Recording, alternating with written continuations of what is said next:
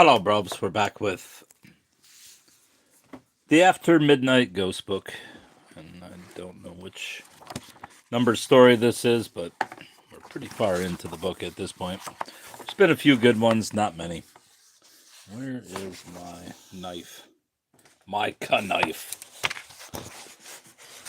This is not very practical, to say the least. Michael Vestey, an apple for Miss Stevenson. Get the light on it. Let me get the light on here. Michael Vestey, an apple for Miss Stevenson. They knew January was a bad month to go house hunting, but they had no alternative. They had already sold their own house. Kent looked more like the backyard than the garden of England. Still, the Sheldons reasoned it was the same bleak landscape in all the home counties, and it wouldn't put them off living in the country. Philip Sheldon and his wife, Elizabeth, were both Londoners, but they had made their decision to move out, like so many young couples before them. They now felt strangers in the city, and they disliked the noise. The discomfort, the poor schooling, and the growing shabbiness. Besides, there were the children to think of, or rather, their one child, the little girl of 5 called Emma. Far better for her to grow up in the country than the town. That is how they came to be standing at the lichen-cloaked gate to Rose Cottage, on the edge of a village in the heart of Kentish hop fields. Philip shivered in the coldness of the new year. The sky was the color of the wood smoke that spurted from chimney pots in the village. The trees in the rambling garden were bent like arthritics in the sharp wind. Gamekeeper's weather, thought Philip. He wondered if he would miss their warm, centrally heated, purpose-built townhouse in the suburbs. Elizabeth looked up at her husband and smiled. Well, it's big, she said. Philip frowned. Yes. Are you sure we've got the right place? There was no for sale sign evident. It seems too big for a cottage. Without knowing what the inside was like, Philip felt instinctively that the house was a bargain. He looked down at the estate agent's particulars on a sheet of white paper flapping in his cold hands. Elizabeth said, I'm amazed it hasn't gone before now. It must be awful inside. Right, let's go in and see the dreadful truth, he said, opening the gate and walking up the drive. Elizabeth was about to follow him when she felt her arm jerked backwards. It was Emma. The little girl stood firmly the other side of the gate.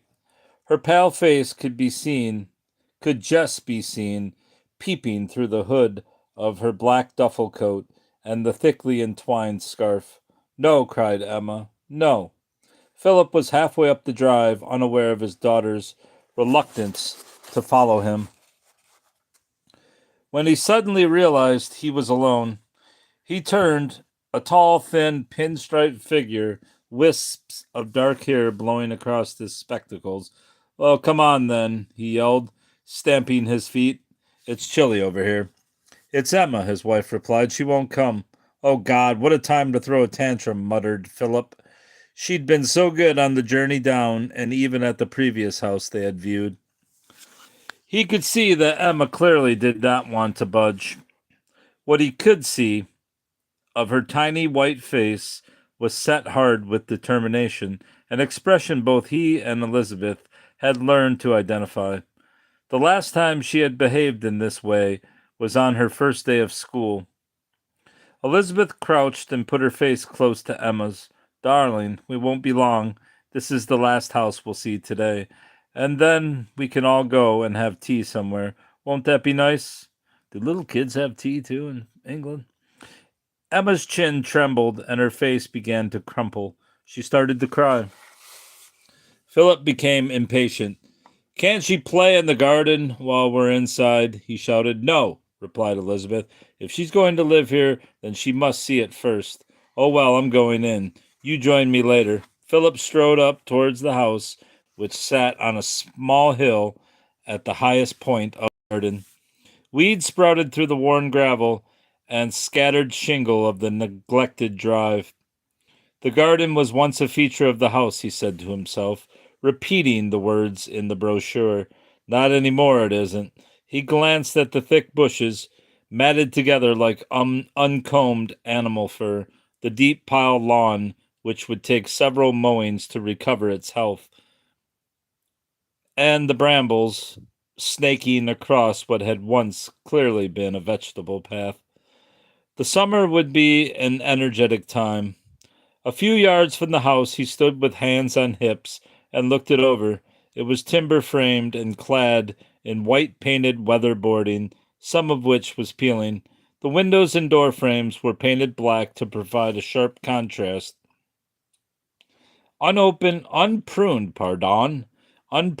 climbing plants covered the downstairs windows, making it impossible to see inside.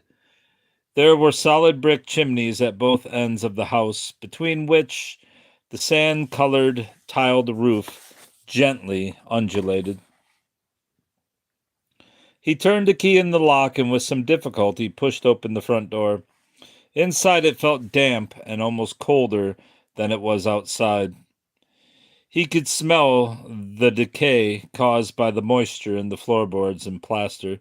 It came as no surprise to him. After all, the agents had made it clear the house had been empty for 2 years. After passing through a small lobby, he found himself in what appeared to be a main sitting room.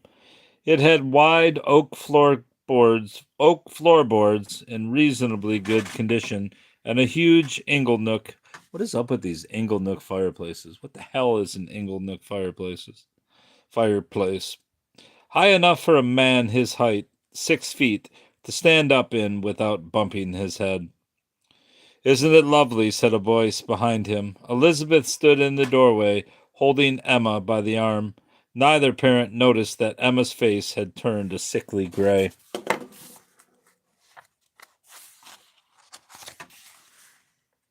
I don't know what's the matter with her. I had to promise all sorts of bribes to get her up here. There, Emma, she said, tugging at the little girl's arm. What do you think? Emma stared with deep curiosity in the direction of the inglenook fireplace.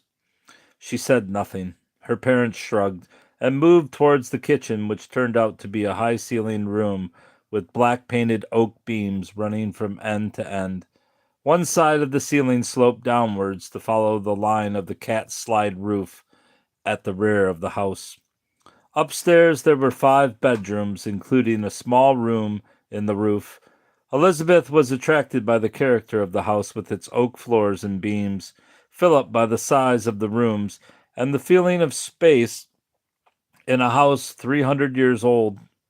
An additional bonus was that he had bumped his head only once on a low door frame. Yes, Elizabeth murmured, we must have this. Subject to survey and contract, said Philip, who, as a solicitor, was not going to allow sentiment to overwhelm him entirely. They both laughed. Come on, then, said Philip. Let's go back and make an offer. When they reached the front door, they realized that Emma was not with them anymore. They called out and listened, not a sound, apart from the wind. Philip became aware of how quiet it would be living there, and he wondered, fleetingly, if he would be able to cope after the city. I'll go and find her, said Elizabeth, moving towards the room with the inglenook. There she spotted Emma seated in the gloom of the fireplace, engrossed in something she couldn't see what. Oh, there you are, darling. Come on, we're off. Emma seemed startled. She glanced up at her mother, and in the poor light Elizabeth noticed the familiar expression of guilt on Emma's face. However, Elizabeth was anxious to return to the estate agents. Why has it got an apostrophe?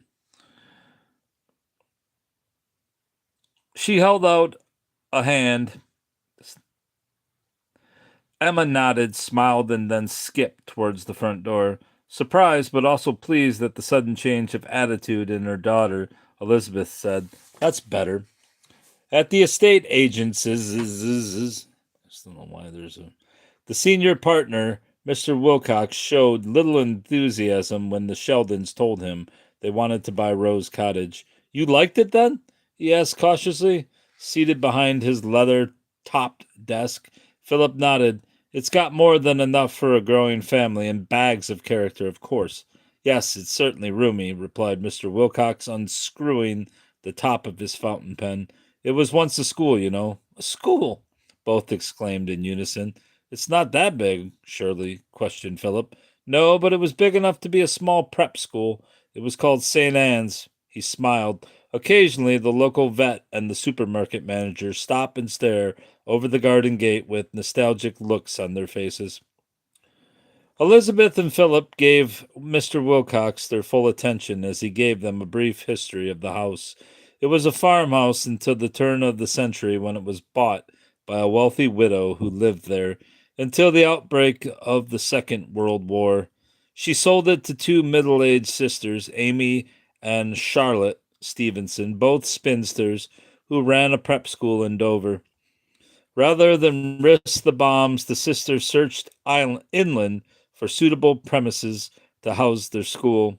That's how they found Rose Cottage, explained Mr. Wilcox, though it wasn't called that then. Because of its size, the school could cater only for about 25 to 30 pupils with a few boarders. In their spare time, the sisters, both amateur horticulturists, transformed the garden from an ordinary patch of lawn and shrubbery into what Mr. Wilcox fondly recalled as a scented paradise of rare flowers and plants. It was lovely then, he sighed. Pretty red roses, said Emma suddenly. Mr. Wilcox glanced across at Emma, who was sitting on a chair by the window. He seemed surprised. Yes, that's right, young lady. Miss Amy Stevenson's roses were famous in this area, especially the red ones. I didn't see any roses, said Philip. Elizabeth shook her head. Mr. Wilcox laughed. All roses are red to children, he said, with a chuckle. But when he had spoken, the cheerfulness gave way to a frown. By the way, said Elizabeth, what happened to the old ladies? Ah, yes, Mr. Wilcox clasped his hands together on the desktop, pursed his lips, and squinted slightly through his spectacles. Well, they both passed on. Rather sad, really. St. Anne's became too much for them. In the last years, they could manage only elocution lessons. That's when the school ceased, and they called it Rose Cottage instead. First, Miss Charlotte went in hospital, and then Miss Amy, about a year later, I think. The house has been empty since then, as you could see from its neglect. I'm surprised you haven't been able to sell it before now. It's not in that bad condition, said Philip. Mr. Wilcox agreed. After initial hesitation, he gave a short, nervous laugh. Well, the fact is, I don't personally believe in those things myself, but, well, some say the house is, well, haunted. They both laughed. Haunted. I've always wanted to live in a haunted house, cried Elizabeth, clapping her hands together with amusement. You didn't notice anything then? Mr. Wilcox asked, almost timidly. Philip answered, such as? Well, I don't know. Some people who have been round it say the house has a definite atmosphere. In fact, to be quite frank with you, I showed a young couple like yourselves round it recently, and afterwards they told me, and I quote, that it gave them the creeps. Couldn't see it myself, but there we are. Before you decide, you ought to talk to a neighbor, a retired doctor called Hadley. Well, I don't think I'll bother with that, thank you, Philip interrupted sharply. Like you, I don't believe all that stuff. He looked at his watch and said it was time they returned to London. He made an offer for Rose Cottage, which was considerably less than the asking price. Even Philip was surprised when Mr. Wilcox replied instantly and without thought, accepted. Don't you want to consult the vendor? Asked Philip. No, it's an executor's sale. They've left it to me. Glad to get it off the books, if you really want to know. As they drove back to London, they said little, working out in their minds their respective plans for Rose Cottage. As they approached the yellow street lighting of the outer suburbs, Emma spoke for the first time on the journey. Some of the little children brought red roses for the school, and Miss Stevenson put them in pots, and they grew again in the garden. That's why she had such lovely roses. Oh, really? Answered Elizabeth, preoccupied with wallpapers for the upstairs bedroom. Is that what Mr. Wilcox told you? What a nice story. Her thoughts returned to the problem of the main bedroom. It might have to be painted white. Paper might not go with oak beams. As they slowed for traffic lights, Philip wondered what sort of mortgage he would succeed in raising on such an old house. The Sheldons were an efficient couple. As a solicitor, he was able to carry out his own conveyancing on the house. In the meantime, she was responsible for organizing builders. She made several trips to the house to supervise the work, which was duly completed a mere 2 weeks after the target date. After staying with friends for a few weeks, they moved into Rose Cottage. This time, Emma displayed no reluctance to return to the house. If anything, she seemed to look forward to it. She also started at the village school. About a fortnight later, on a cold morning in spring, over breakfast in the warm kitchen, Emma said, "Don't want to go to school today." Philip continued reading his newspaper, while Elizabeth sewing a name tag into Emma's coat. Emma sat at the table pouting. Her rust-colored hair that fell to her shoulders gleamed in the weak sunlight from the kitchen window. She repeated herself and finally elicited a response. "Why not?" asked her mother, continuing to sew. "Miss Stevenson told me not to," came the brief reply. "Who is Miss Stevenson?" asked Elizabeth, biting the thread with her teeth and wrenching away the loose end. "There, that's another one done." She held up the coat and admired her handiwork. "Mrs. Stevenson lives here," replied Emma impatiently. "You know." "What on earth are you talking about, child?" said Elizabeth, taking an interest for the first time. "A Miss Stevenson used to live here, but she went to heaven, didn't she?" "No, she didn't," Emma shouted. Her face began to match the color of her hair. She was normally quite pale. She didn't, she's here." At last Philip lowered his newspaper. What's the matter with her now? Elizabeth put her arm around Emma's shoulders. "Now, darling, you are going to school today, and that's that. I don't want to hear any more nonsense about Miss Stevenson. Has someone at school been telling you stories about her?" A look of panic crossed Emma's face. She gulped as if for air, jumped off her chair, and ran towards the stairs. "How extraordinary," said Philip, looking at his wife. "Has she ever done that before?" "No, not since her first day at that other school." "What are we going to do?" "Send her to school, of course. There's nothing wrong with her." Elizabeth thought for a moment. "The trouble is, Philip, she does seem to have a thing about this Miss Stevenson. I've heard her holding conversations with someone in her room, and sometimes by the fireplace in the sitting room." "Oh, all children do that," said Philip scornfully. "Yes, that's what I thought, but something's odd. She recited her 2 times table the other day in her room. She didn't know I was listening the other side of the door. And she knows her alphabet, and I know for certain that she hasn't got round to these things yet at school." Philip wasn't convinced. "It's play acting," he said, standing up. "She just doesn't want to go to school. We'd better put a stop to it now." He started to walk upstairs, beckoning Elizabeth to follow him. The white painted door to Emma's room was closed. Philip was about to turn the handle when he heard a child's voice. He listened carefully. Emma was saying, "They told me I had to go to school." There was a long pause. Philip and Elizabeth held their heads against the door as closely as possible without making a noise. Emma began speaking again. "No, I won't, I promise." Her parents heard a chair scraping across the floorboards, and then Emma spoke again. "Once two is two, two twos are four, three twos are six, four twos are eight." Philip turned the handle and pushed his way into the room. Emma was sitting on the bed surrounded by exercise books. She held a pen in her hand. No one else was in the room. Emma smiled innocently. "Hello, Daddy. I'm just doing my tables." "Yes, so I can see. Now put your coat on and Mummy will take you to school." "But I'm doing my lessons," replied Emma with a frightened look on her face.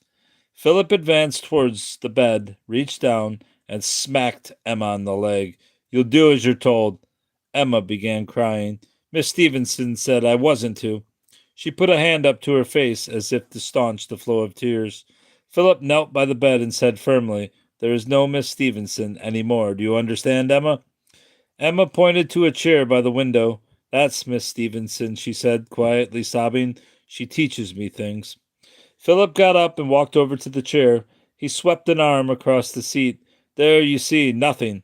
There's no one there. It's just pretend. Now, do you believe us?" Emma's eyes widened. "She is there. She is," she repeated. Philip was becoming exasperated. He looked at his watch. "Damn, I've missed my train." He wagged the finger. I mean, he's literally been there, 3 minutes? "Damn, I've missed my train." He wagged the finger at Emma. "You are going to school if I have to drag you there." Emma stared fearfully at the chair by the window. She seemed for a moment to be filled with terror. She began grasping for breath, her tiny chest heaving as she fought for air. "What do you got, bruv?" The whites of her normally gray-blue eyes bulged slightly, and the color drained from her face. To her parents' astonishment, she began to convulse. I'm reading a ghost story from the After Midnight Ghost Book. "Christ, she's having a fit," yelled Philip. He urged Elizabeth to run down the lane to fetch their neighbor, Dr. Hadley. Meanwhile, Philip tried to loosen Emma's jersey. She had successfully gone white, yellow, and purple. Now she was gray. Suddenly, he was pushed aside by a scruffily dressed man who stood over Emma and felt her pulse. She was still shaking, but not so violently. Dr. Hadley pulled the blanket over Emma, turned and said, "I'll be downstairs to see you in a moment." Philip and Elizabeth took the hint and went downstairs to the sitting room. After what seemed an inordinately long time, though it was only 10 minutes, Dr. Hadley joined them. He was wearing a worn tweed jacket, rough trousers, and mud-stained boots. He was almost bald, but had a pleasant, weather-beaten face and a friendly manner. "You caught me gardening," he said, as if reading their thoughts. "She's all right now. She's asleep." "Has she had fits for long?" "Never," replied Elizabeth. "Any history of epilepsy?" "Good heavens, no," exclaimed Philip. "Nothing like that." "We had a little chat before she went off to sleep," said Dr. Hadley. "Did she mention how it all started?" asked Philip. Dr. Hadley nodded. "Very interesting, very interesting. You don't believe all this nonsense, do you? Surely it's absurd to think the house is haunted by Miss Stevenson." Philip now seemed angry. Dr. Hadley smiled. "Maybe, but I tend to keep an open mind." Philip failed to notice this subtle rebuke, and might have been rude had not Dr. Hadley continued. "You see, I knew Miss Stevenson well. She was a very strong-willed woman. If the house is haunted, I can't say I'm surprised that it's her and not her sister. There are several people in the village who say they felt her presence, though no one has ever seen her until now." Philip was startled. So you do believe her?" "I'm not saying that, but your daughter tells me she is here and that she gives her lessons. And there are one or two things she told me about the sisters that could only have come from them." "Such as, doctor?" Elizabeth wanted to know. "Well, Emma told me that there had once been a little girl at the school just like her, with red hair, and even the same color eyes. Indeed there was. I remember the girl quite well. I once gave her a jab for something or other. There's a quite astonishing likeness. Now, only Miss Stevenson could have told her that. She also mentioned the little boy who kept climbing the hop poles in the next field and how the farmer chased him away. Now that happened 20 years ago. Did you know any of that?" Philip was shocked for a moment. He glanced at Elizabeth, who said, "There was that story about the red roses, Philip. Do you remember, in the car, on our way back to London after we'd bought the house? I didn't think anything of it at the time, but thinking back, how on earth could she have known about the roses?" "The roses the children brought, and which Miss Stevenson quickly repotted, and later planted in the garden?" asked Dr. Hadley. "Yes," Elizabeth answered. "They were famous for miles around, those roses that came from the children of a local rose grower.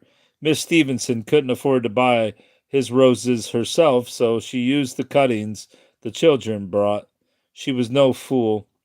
Philip now felt less certain about it all. He had never, and I repeat, never, believed in ghosts, and still didn't, but he was no longer quite so confident in his skepticism. If all this is true, he said slowly, then Emma must have first met Miss Stevenson the day we saw over the house. It does explain a lot of things we were too busy to notice at the time, said Elizabeth. After a pause, Dr. Hadley asked, "What are you going to do? These fits are no good for her at all." "Well, it seems to me," replied Philip thoughtfully, "that we have three alternatives. We can move house, we can take her to a psychiatrist, or," he paused for a moment, "or we can bring in an exorcist." That seems quite extreme. Rather than uproot themselves again, they decided to take Emma to see a psychiatrist in London. She spent 3 sessions with him, all of which failed to remove the notion of Miss Stevenson inhabiting Rose Cottage as a ghost. The psychiatrist said helplessly that he had never before met a child with such fixed ideas and that perhaps Rose Cottage was haunted after all. He recommended an a psychiatrist recommends an exorcist after 3 sessions. Oh man. This led the Sheldons to their local vicar, a man brimming with sympathy but offering little hope. "I knew Miss Stevenson well," he told them. "A dear old soul. I can't believe she haunts the place. Though I have heard tales, gossip, you know." When they persisted, he agreed to ask a clergyman in another parish who specialized in exorcism. "A clear case of possession by an evil spirit must be proved, though," he warned. "He'll also have to get the permission of the bishop."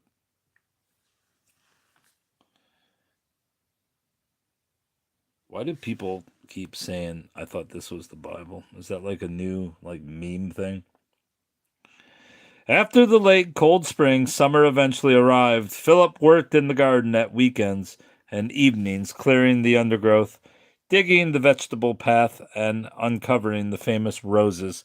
Philip had to admit that in full bloom there were some magnificent specimens.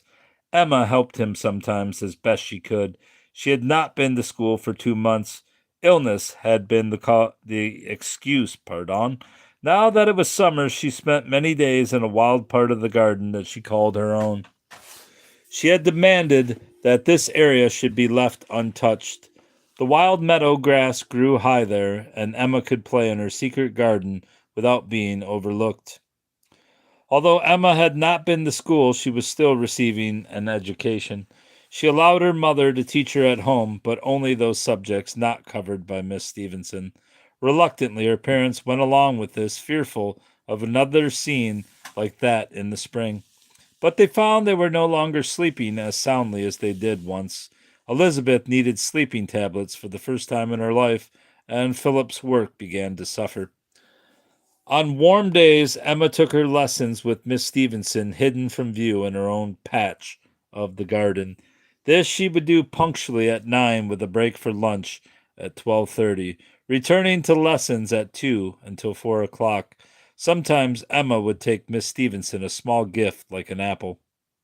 One morning, as Philip was about to leave for the station, a letter arrived from the local vicar.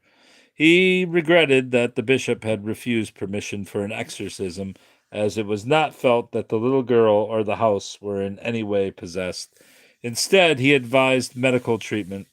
Philip slumped into an armchair. "Well, that's it then," he said dejectedly. "We'll have to move again." Elizabeth agreed, and without Emma realizing, arrangements were made to put the house on the market. 2 days later, Mr. Wilcox arrived unexpectedly to view the house. They were surprised to see him, as the intention had been to hide the visit from Emma.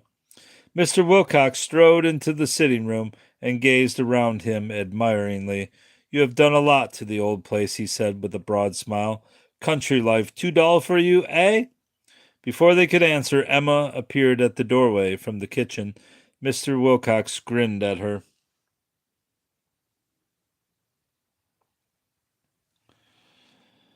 Hello, little girl. I can't remember your name, but I remember you very well.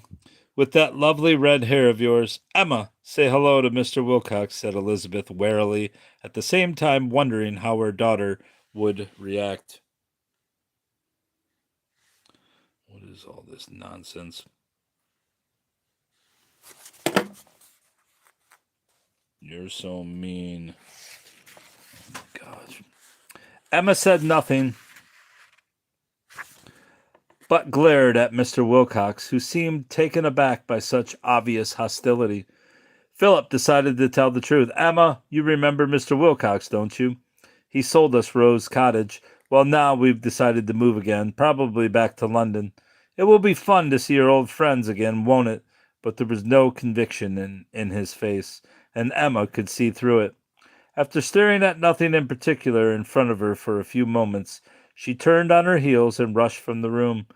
They could hear her clumping upstairs. Mr. Wilcox tried to reassure. Moving always unsettles them at that age, he said hastily. Now let's go down to. Now let's get down to. Damn it, Jim. He was interrupted by a piercing scream from above and above, a cry that seemed far too loud and penetrating for a child of 5. Emma, shouted Elizabeth, and ran towards the stairs, followed by Philip and Mr. Wilcox. They found Emma screaming hysterically on the bed, turning and twisting her frail little body as if trying to wriggle free from some awful bondage. Oh, God, said Philip, running a hand through his hair. Get Dr. Hadley. Mr. Wilcox disappeared and returned a few minutes later with the retired doctor, who gripped Emma's shoulders and shouted, It's all right. You're not leaving here. Understand? You're not going away. You can stay with Miss Stevenson. Emma seemed through her hysterics. So, Jesus Christ. Emma seemed, through her hysterics, to comprehend. Slowly, her body ceased its feverish activity. Apart from an occasional twist, she seemed to calm. Her eyes opened, and to her parents' relief, she managed a weak smile. She began sucking her thumb and turning over on her side. Within seconds, she was asleep.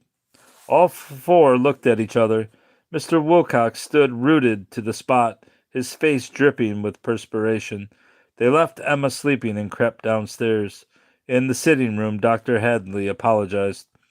I'm afraid it was the only quick way I could think of getting her to stop. I must confess I was surprised that it worked so rapidly.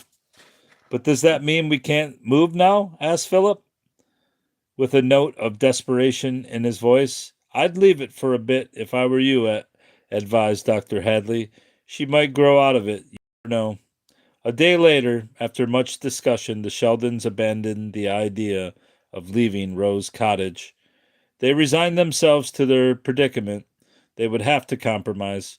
After breakfast, Elizabeth stood up, looked at her watch, and said, Come on, Emma, you're late for your lessons. Miss Stevenson will be cross.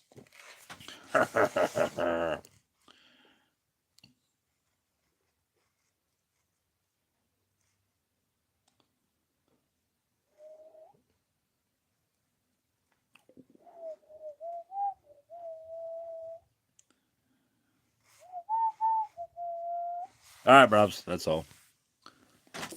Unless anybody has some words. How long is this next story?